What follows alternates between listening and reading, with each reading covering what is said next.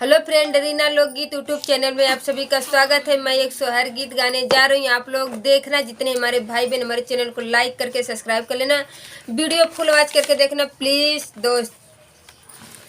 कब परदेसवा के जाबा हो लालनवा के पापा,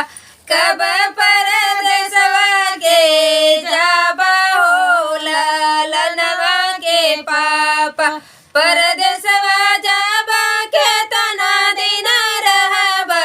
परदेसवा जाबा के तना दिन रहबा, हमरा के काले के अइबा हो लालनवा के पापा, हमरा के काले के अइबा हो लालनवा के पापा, तोहरा के नथिया ले अइबे हो लालनवा के मम्मी, तोहरा के नथिया ले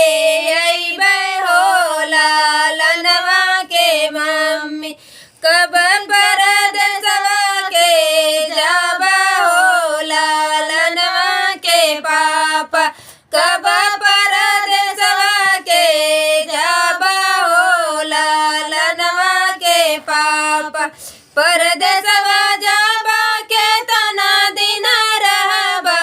परदेसवा जाबा के तना दिन रहबा, हमरा के काले के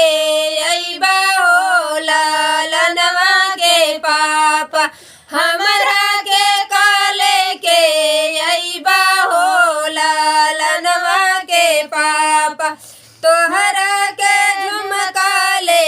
अइबे हो लालनवा के मम्मी, तोहरा के झुमका ले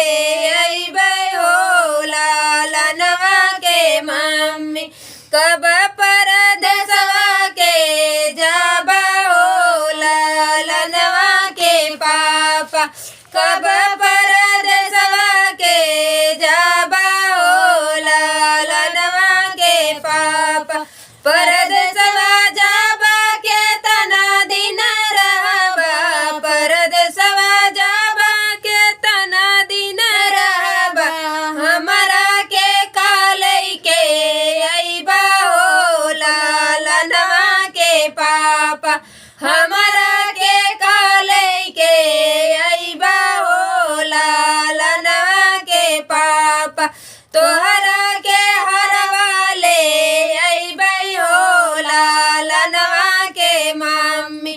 तोहरा के हरवा ले